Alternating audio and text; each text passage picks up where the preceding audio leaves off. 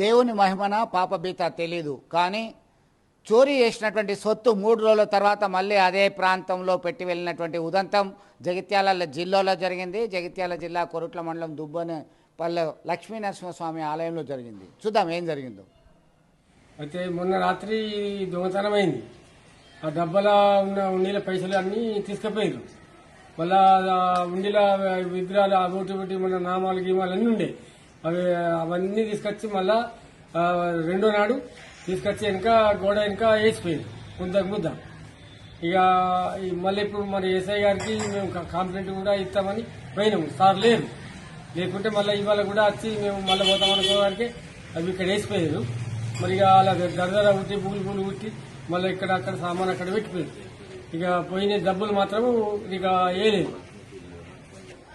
అయితే దొంగ మరి ఇక అక్కడ ఎత్తుకుపోయిన 3 రోజుల కింద సామాను అక్కడ ఎట్లున్నదో అట్లా మళ్ళీ దేవుని దగ్గరికి వేసుకుపోయి అక్కడ పెడితే మేము అక్కడ వెనుక మా పిల్లవాడు ఒక పాన వేయిందని వాళ్ళు మా తాతయ్య పాన ఎక్కడ పెట్టామంటే లోపలినే పెట్టా కానీ నువ్వు గట్ట లెంకుతున్నావు అంటే లెంకంగా అక్కడ ముళ్ళె దొరికింది. ఇక్కడ గోడ వెనక మా పిల్లవాడు చూసి తాత ఇక్కడ రా మరి ముళ్ళె దేవుని దొరికినాయి ఎండి సామాను అవి విగ్రహాలు నామాలు అవి ఇవన్నీ వాళ్ళు ఎప్పుడు ఎట్లున్నాయి అట్లా ఇచ్చా గోడ వెనక వేసిపోయింది. వేసిపోతే నేను చూసి తీసాను. సామాన్ దొరికినాయి, డబ్బులు మాత్రం దొరకలేవు. డబ్బులు ఎన్ని రోజులు సార్ వచ్చి ఎస్ఐ సార్ వచ్చి రాసుకొని పోయారు.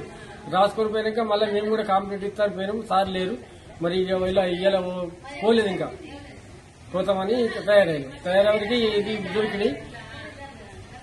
జగిత్యాల జిల్లా కొరుట్ల మండలం దుబ్బపల్లికి సంబంధించినటువంటి లక్ష్మీ నరసింహస్వామి ఆలయంలో 3 రోజుల క్రితం చోరీ చేసినటువంటి బంగారము, నగదు, ఇతర ఆలయ సంబంధించినటువంటి సామాగ్రి అంతా కూడా ఉదయం లేచేసరికి అంతా ఆలయ సమీపంలో ఉంది.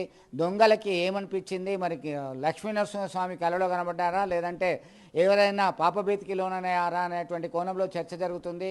మొత్తం మీద స్వామివారి సొమ్ములు తిరిగి వచ్చాయి, ఆయనే తెచ్చుకున్నారనేటువంటి కోణంలో భక్తులు ఇట్లా స్థానికంగా ఉన్నటువంటి వాళ్ళంతా కూడా చర్చించుకుంటున్నటువంటి పరిస్థితి.